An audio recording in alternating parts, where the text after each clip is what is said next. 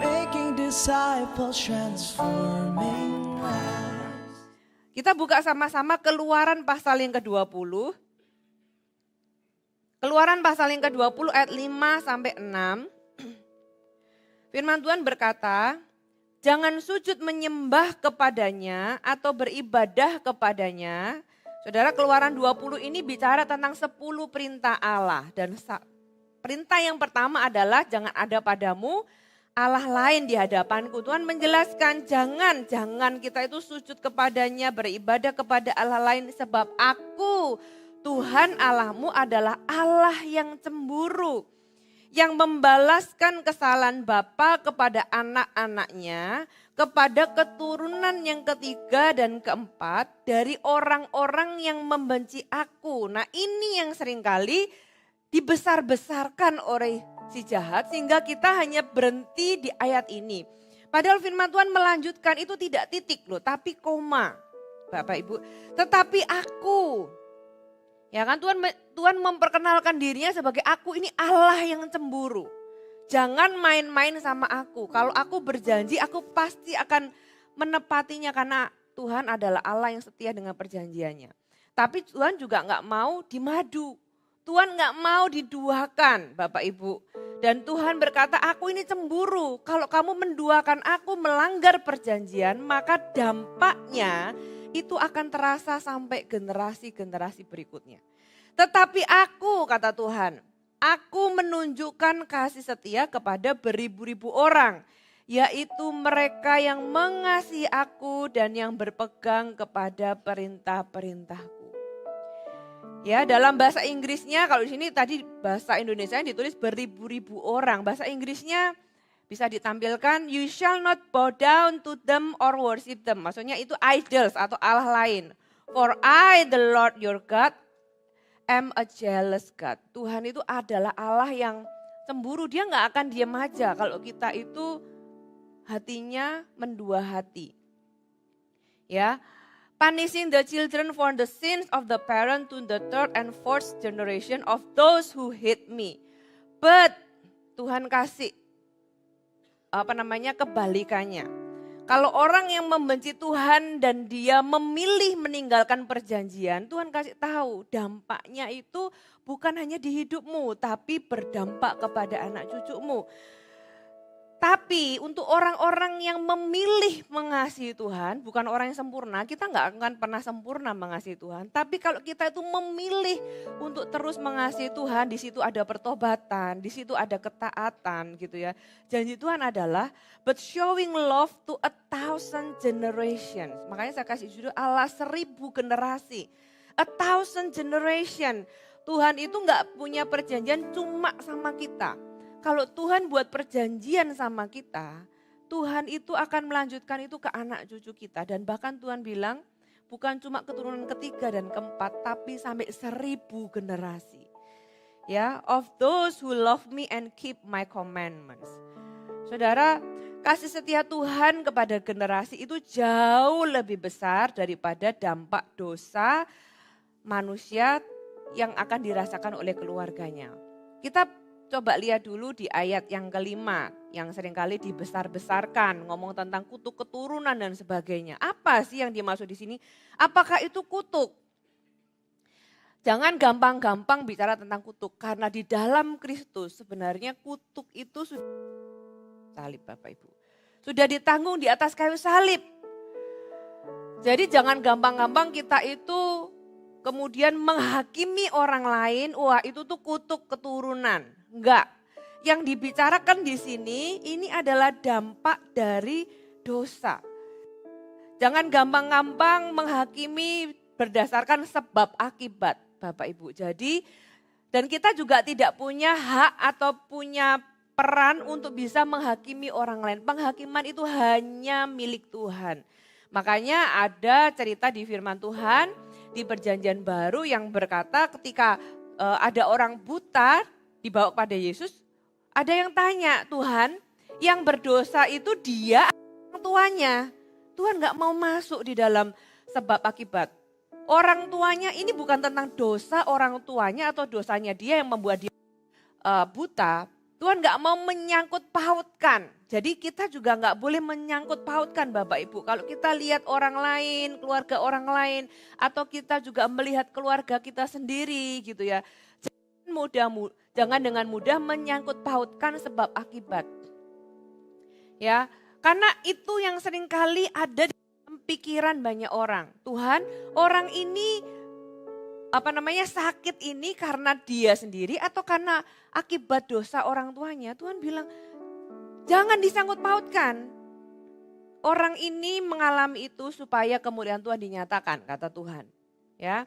Nah, kita kembali di sini. Saudara, apa yang dimaksud dengan Allah yang cemburu membalaskan kesalahan Bapa kepada anak-anaknya generasi ketiga sampai generasi ketiga dan keempat. Sebenarnya Tuhan itu mau memberikan kontras 3 sampai 4 dibanding 1000 itu kontras Bapak Ibu. Saudara ingat ayat yang berkata, kalau kamu enggak membenci ayahmu dan ibumu gitu ya, mengasihi Tuhan lebih dari mereka semua. Kalau kamu enggak membenci ayahmu dan ibumu, kamu enggak bisa dibilang mengasihi aku. Apakah kita berarti disuruh membenci ayah ibu kita? Enggak. Bukan itu maksud Tuhan, tapi Tuhan itu mau menciptakan kontras. Kalau kamu cinta sama Tuhan, itu cinta sama manusia dibanding cinta sama Tuhan, itu kontrasnya kayak cinta sama benci.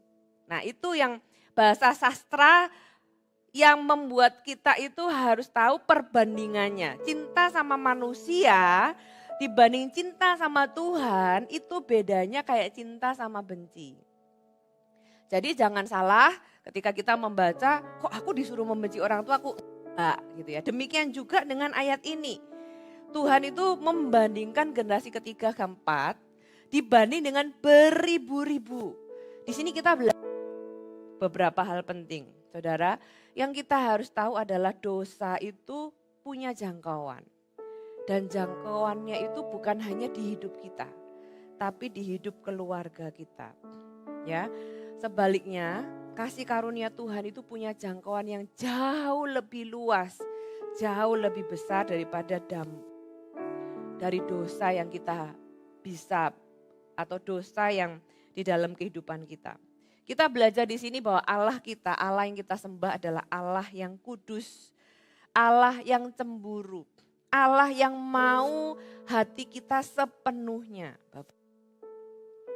Kita belajar untuk jadi yang tidak mendua hati. Karena ketika kita mendua hati, kita kompromi. Ya, firman Allah di Perjanjian Baru di Yakobus 4 ayat 4 kalau nggak salah ditulis, persahabatan dunia itu sama dengan permusuhan dengan Allah. Kita nggak perlu membenci Tuhan untuk menjadi musuh Tuhan. Kita hanya perlu bersahabat dengan dunia, itu menempatkan diri kita menjadi musuh Tuhan. Jadi Tuhan itu yang pertama, Tuhan yang mau hati kita sepenuhnya. Sama seperti kita suami istri, kita nggak mau pasangan kita itu mendua hati orang lain. Sesederhana itu Tuhan dengan kita.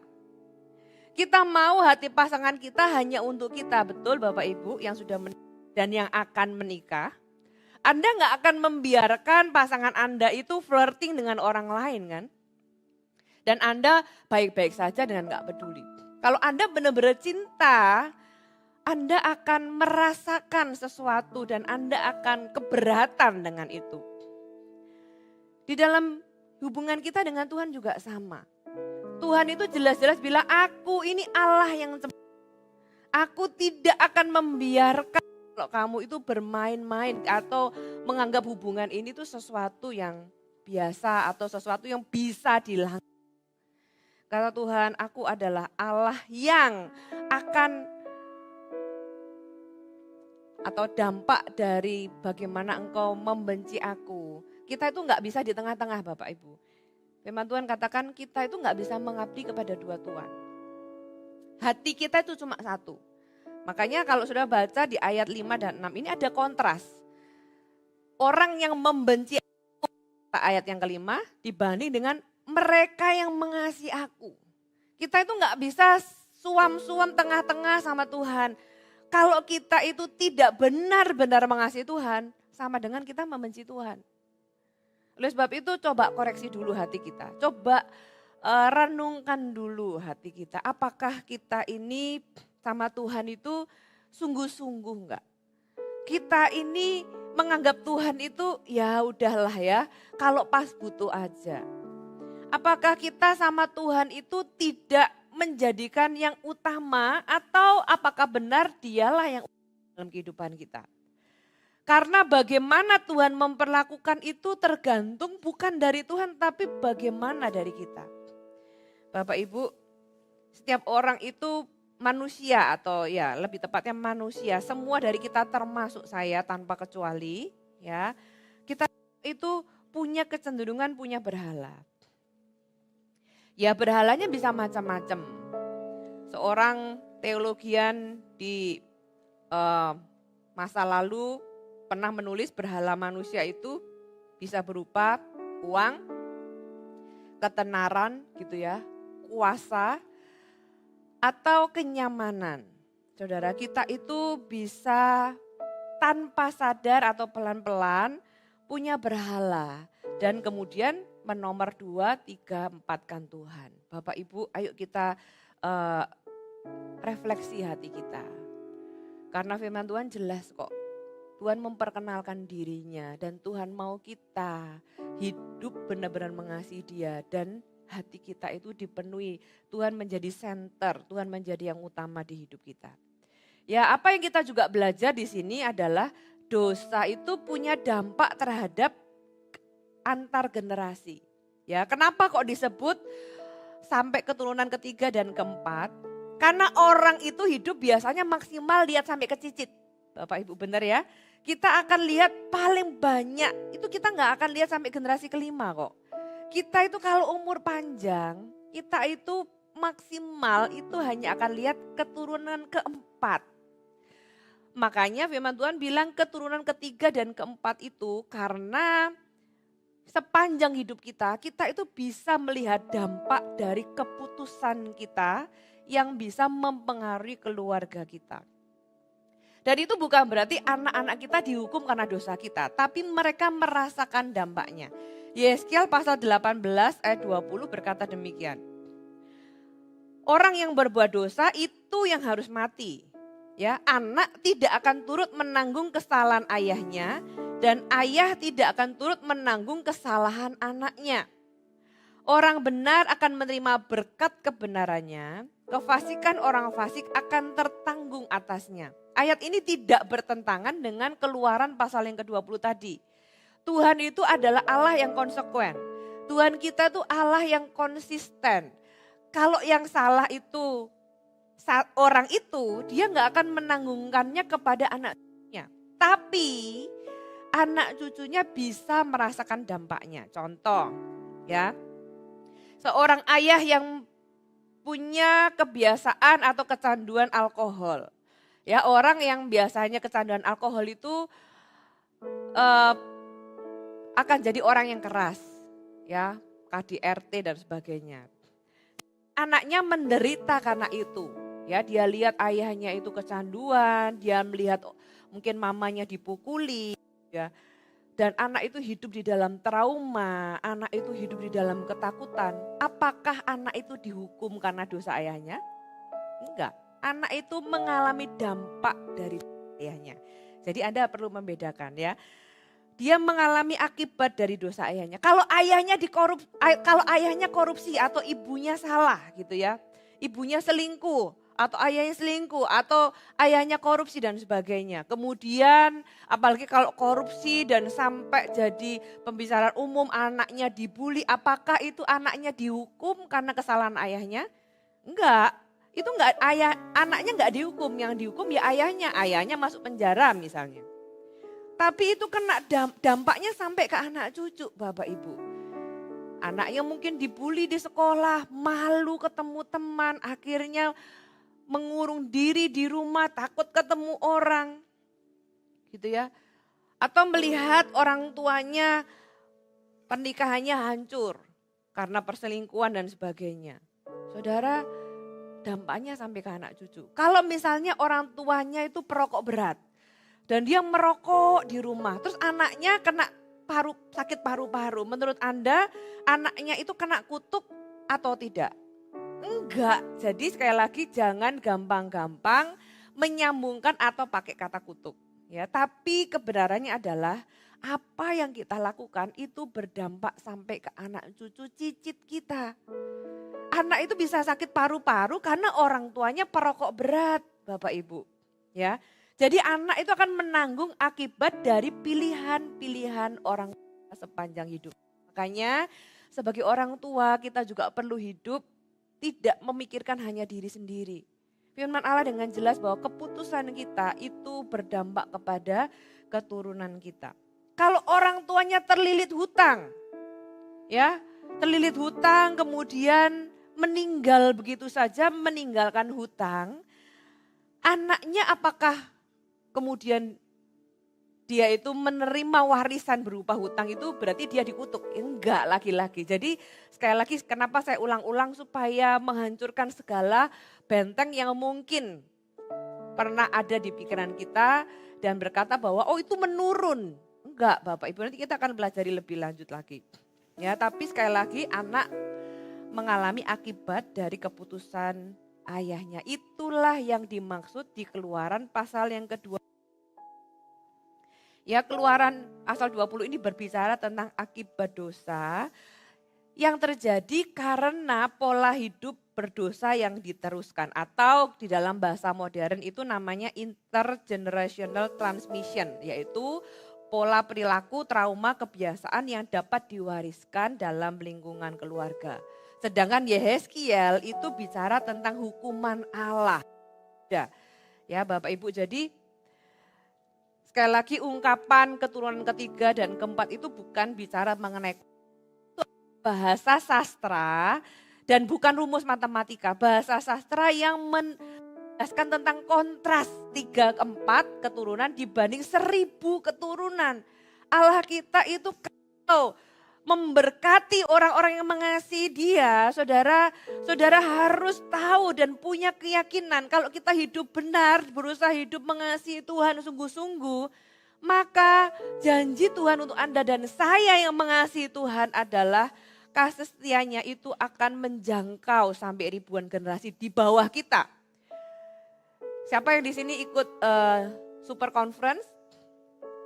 Ya, di Super Conference kita juga belajar tentang regenerasi. Apa yang terjadi dengan GMS 100 tahun ke depan? Who knows, kita semua sudah gak ada Bapak Ibu. Tapi apa yang kita lakukan di zaman kita itu bisa bisa mempersiapkan atau kita itu bisa dengan aman tahu apa yang akan terjadi 100 tahun dari hari ini bahkan setelah kita gak ada. Besarnya adalah Tuhan berkata, aku akan mengasihi, aku akan showing love gitu ya, to 1,000 generation kepada mereka yang mengasihi aku. Tahukah saudara bahwa Allah kita itu kalau membalasnya itu kita kasih 1, kita dikasih 1000. Kita kasih Tuhan 1, Tuhan itu kasih kita 1000. Makanya Tuhan juga berkata apa yang kita tabur itu kita tuai berkali-kali lipat. Hati-hati dengan apa yang kita tabur di hidup kita. Karena yang akan menuai itu bukan cuma kita, tapi keturunan kita Bapak Ibu. Tuhan kita itu adalah Tuhan yang melipat gandakan. Dan disinilah kita tahu kebaikan Tuhan bahwa kalau yang buruk itu cuma berlipat kali 4. Gitu ya, seolah-olah. Ya sekali lagi ini bukan rumus matematika. Tapi kalau yang baik Tuhan lipat gandakan sampai 1000. Saudara, tentunya kita ini bukanlah orang yang sangat sempurna. Ada hal-hal yang mungkin ya ada keputusan-keputusan yang salah di hidup kita yang bisa berdampak ke anak cucu kita. Tapi dengan segenap usaha dan kekuatan kita di zaman kita, saudara, itulah mengapa penting bagi kita para orang tua untuk terus berubah. Saya juga menyampaikan ini bukan dari kesempurnaan. Saya adalah orang tua yang jauh dari sempurna. Saya dulu dididik dengan sangat keras. Bapak Ibu, jadi kalau ada orang tua zaman dulu gitu ya, didik anaknya itu dengan dipukul pakai apalah gitu ya. Saya pernah ke sekolah itu karena mungkin saya nakal, bukan mungkin ya, kalau nggak nakal kan nggak mungkin dipukul. Karena nakal gitu ya, dipukul pakai sapu lidi. Kaki saya itu sampai merah-merah loh Bapak Ibu. Ke sekolah itu dengan bekas pukulan sapu lidi. Dan dengan demikian saya itu berpikir ketika saya jadi orang tua, oh orang tua itu harus keras sama anaknya. Jadi anak pertama saya khususnya gitu ya, pertama dan kedua, tapi paling banyak anak yang pertama itu masih mengalami kekerasan dari saya, bayangkan. Kenapa? Karena saya belum beres, saya belum mengerti kebenaran. Tuhan kasih kesempatan anak kedua dan anak yang ketiga, dengan saya semakin tahu kebenaran saya berubah. Apa yang saya nggak tahu, oh ternyata jadi orang tua saya pikir gitu ya, cara pola didik itu bisa diteruskan. Ya kecuali kita itu ketemu sama firman Tuhan dan kita diperbaharui, saudara, ada pola yang kita bisa putuskan di generasi kita. Dan itu tidak perlu terulang di generasi berikutnya. Setelah anak yang kedua dan anak yang ketiga khususnya, saya ikut Tuhan sungguh-sungguh, saya belajar, hati saya diubahkan, saya belajar apa yang salah dan apa yang benar. Jadi orang tua juga kita punya perjalanan. Asal kita itu mau, Tuhan itu bisa mengubahkan Bapak Ibu. Ya, dari sini kita tahu bahwa Tuhan itu mau kita sebagai orang tua. Yang pertama-tama kita berubah. Ada pola yang kita bisa putuskan di generasi kita. Ada hal-hal yang tidak perlu kita lanjutkan ke generasi berikutnya.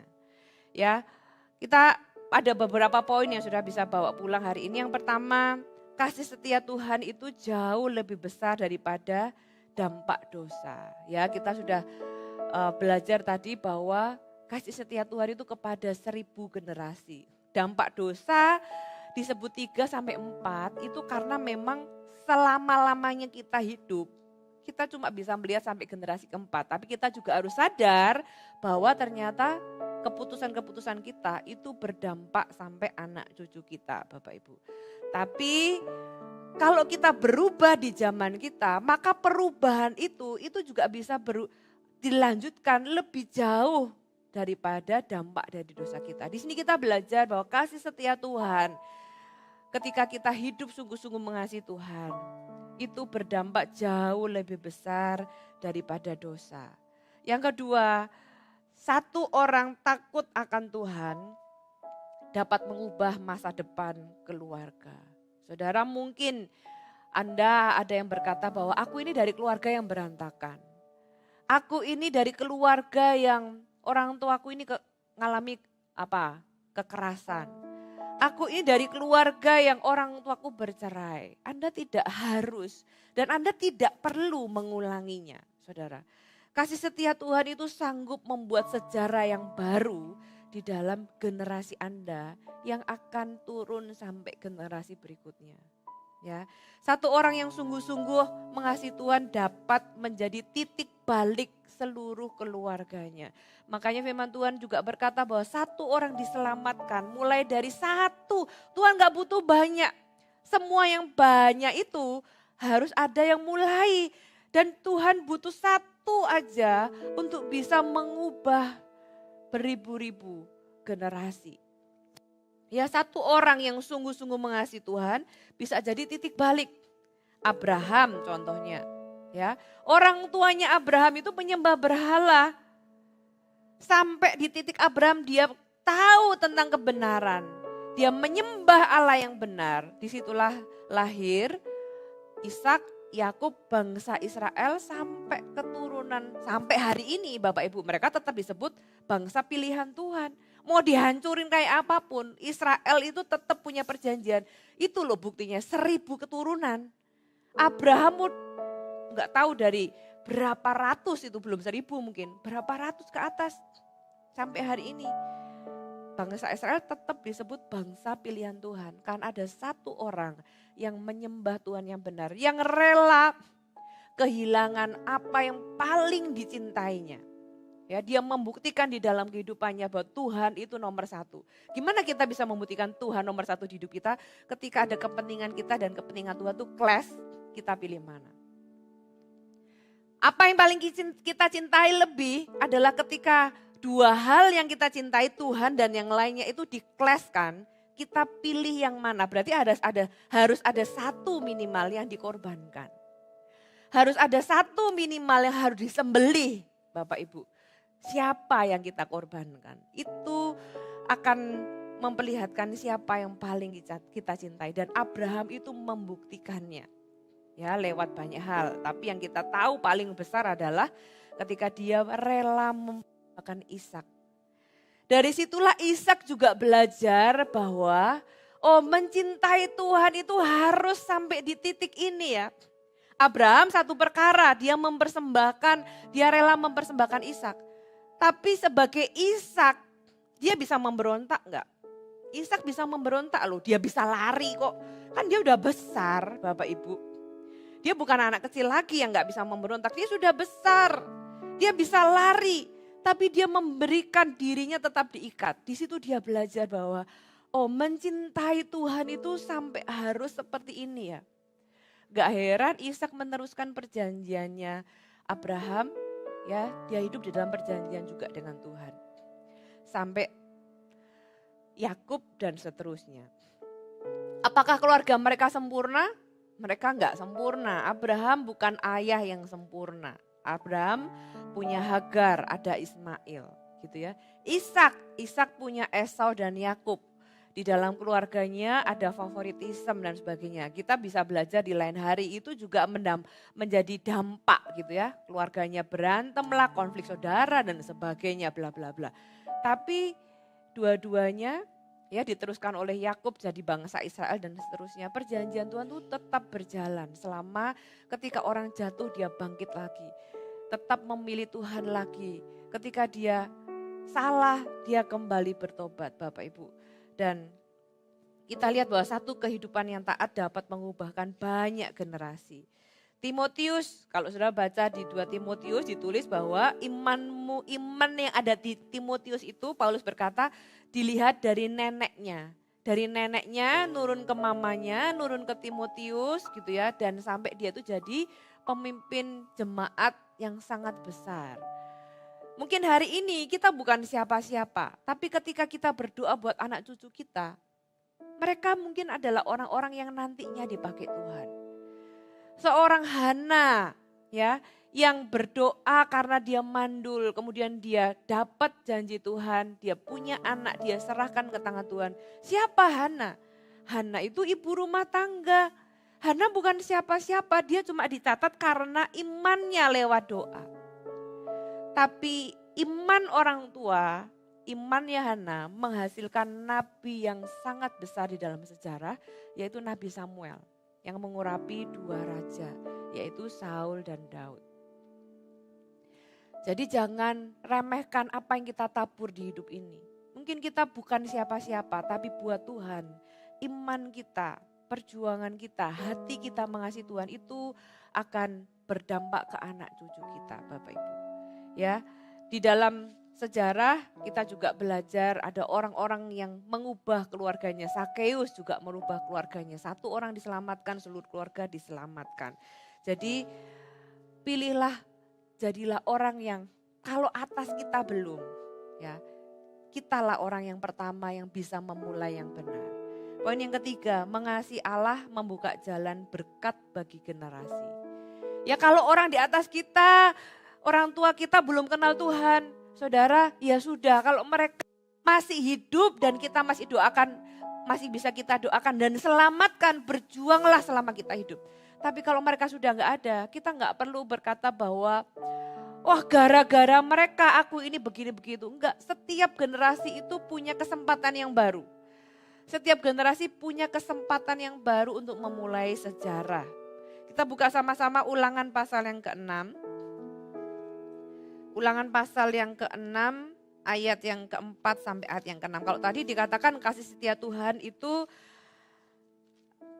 ya akan ditunjukkan sampai ke 1000 generasi bagi orang-orang yang mengasihi Dia, kata firman Tuhan. Ulangan pasal yang ke-6 ayat yang ke-4 sampai ayat yang ke-6. Dengarlah hai orang Israel, Tuhan itu Allah kita. Tuhan itu Esa, jadi enggak ada Tuhan yang lain. Kalau kita menuhankan yang lain itu berarti ya kita mendua hati. Kasihilah Tuhan Allahmu dengan segenap hatimu, dengan segenap jiwamu, dan dengan segenap kekuatanmu. Apa yang kuperintahkan kepadamu pada hari ini haruslah engkau perhatikan. Ya, dan kalau kita baca ayat berikutnya, ayat yang ketujuh, haruslah engkau mengajarkannya. Jadi yang pertama-tama tuh kita dulu. Tuhan berkata kepada generasi pertama gitu ya, orang yang mau berubah, orang yang mau memulai sejarah yang benar kepada keturunan berikutnya. Tuhan berkata kepada kita, kasihlah Tuhan Allahmu. Tuhan itu cuma satu dan kita cuma boleh punya satu Tuhan di hidup ini. Kasihlah Tuhan Allahmu dengan segenap hatimu, dengan segenap jiwamu, dengan segenap kekuatanmu. Baru setelah itu ayat 7 berkata, kalau kamu demikian, kamu ajarkan setelah itu. Kalau kita sendiri gak mengasihi Tuhan, apa yang kita bisa ajarkan ke anak-anak kita Bapak Ibu?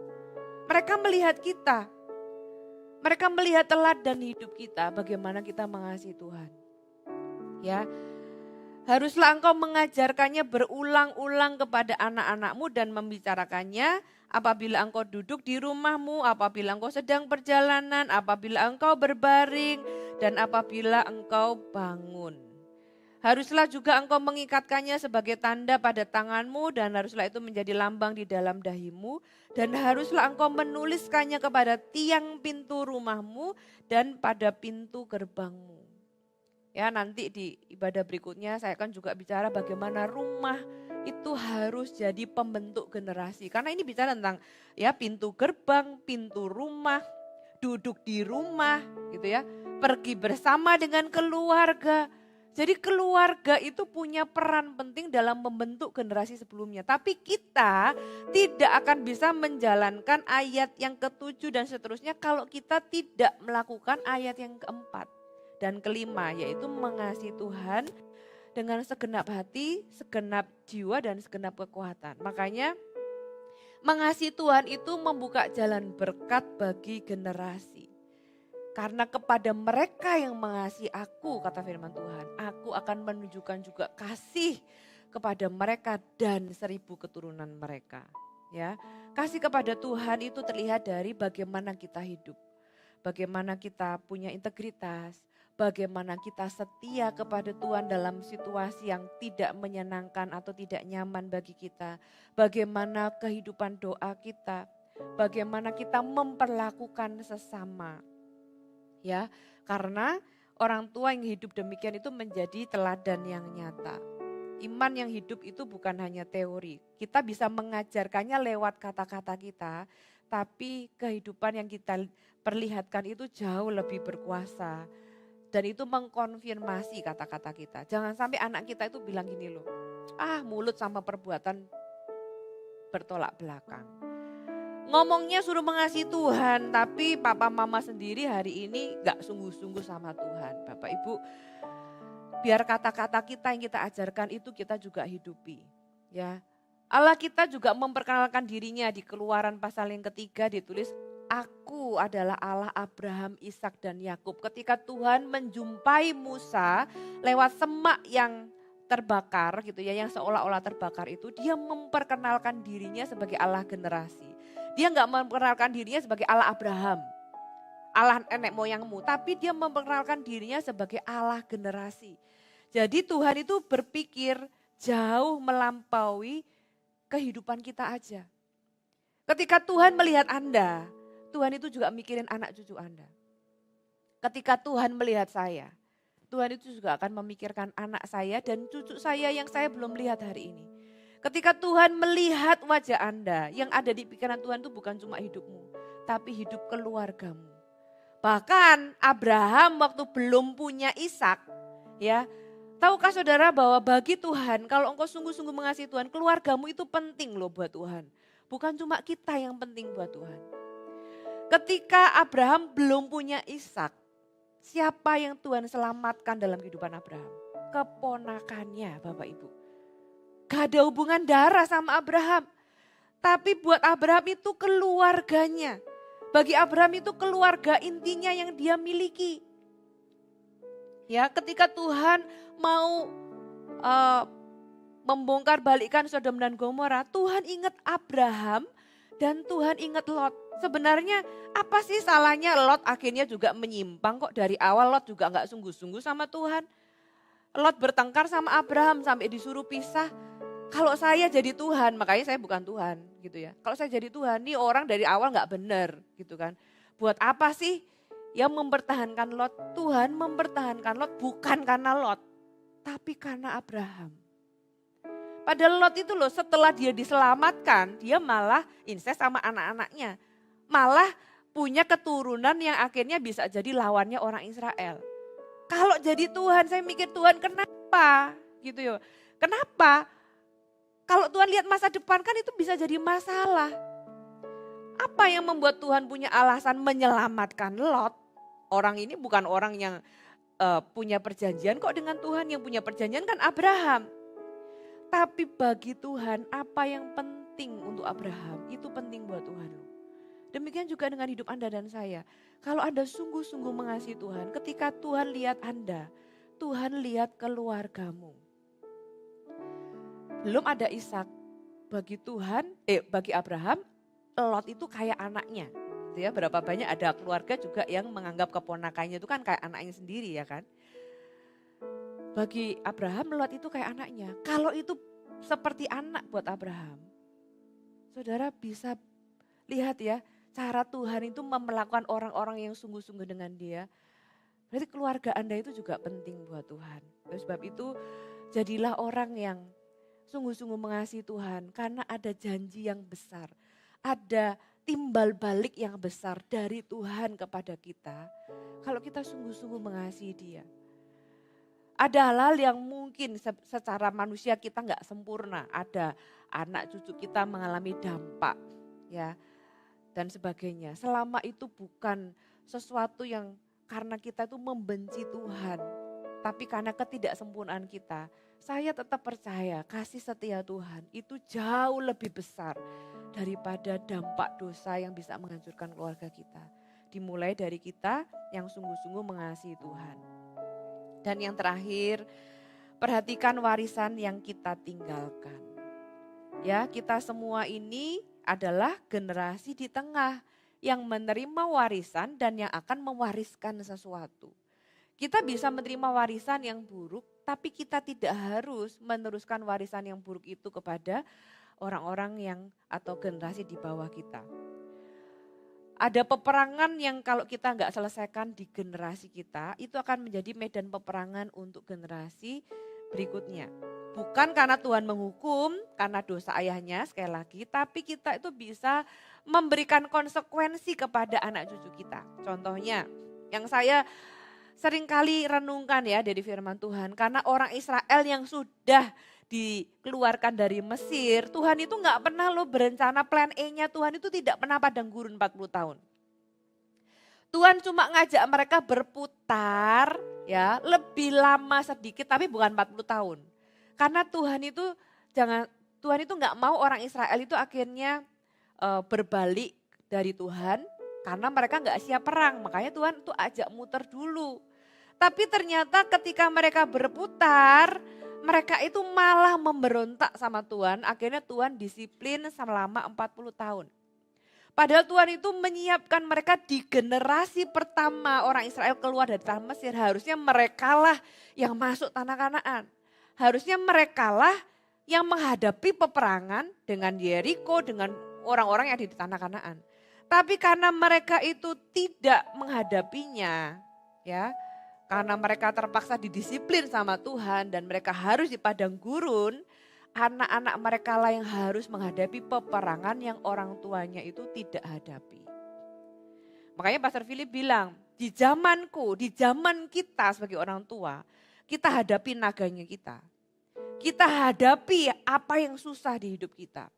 Ya, kita hadapi pergumulan kita dan menangkan itu. Karena kalau enggak, anak kita akan menghadapi peperangan yang kita enggak menangkan. Kisah Abraham itu pernah 2 kali ya, di Kejadian 12 dan 20 ditulis bahwa Abraham itu tidak mengakui Sarah sebagai istrinya. Kenapa? Karena dia punya ketakutan. Ketakutan dibunuh, takut mati. Gitu kan. Dan kita juga tahu ceritanya kan, Ishak itu ketika dia punya istri, Ribka juga menghadapi ketakutan yang sama. Ya, tapi setelah itu di keturunan berikutnya tidak terjadi lagi. Kenapa? Karena seringkali hal-hal yang kita tidak menangkan di generasi kita itu juga akan dihadapi generasi berikutnya. Kalau Anda menghadapi peperangan yang orang tua Anda belum selesaikan, saudara, Anda punya kesempatan untuk bisa menyelesaikannya. Contoh, orang tua bercerai, ya, tidak menyalahkan mereka, tapi itu menciptakan trauma.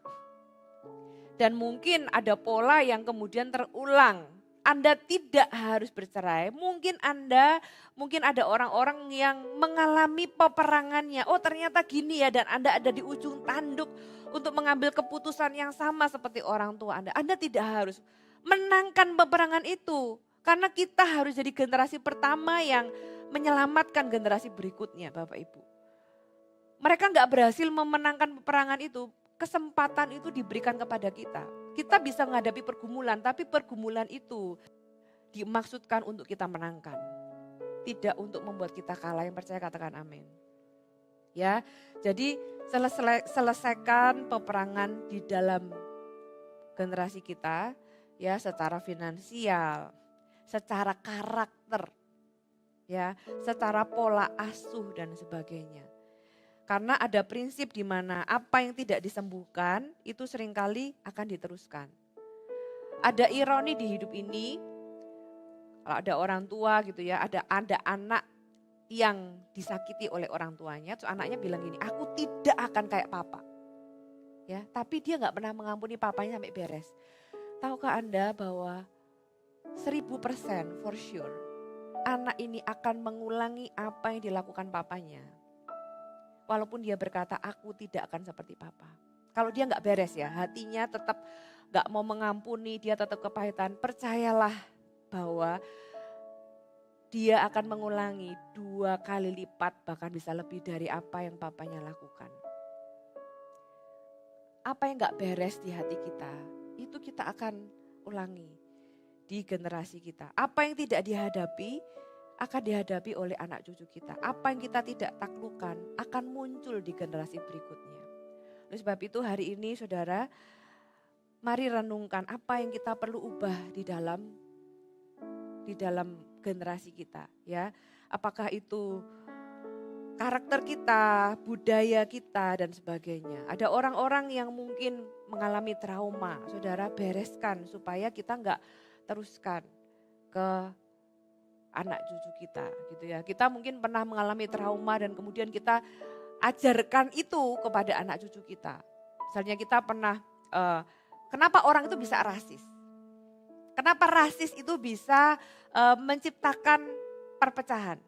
Karena di generasi tertentu ada orang yang dilukai oleh suku yang lain gitu ya. Dan itu turun ke anak cucu.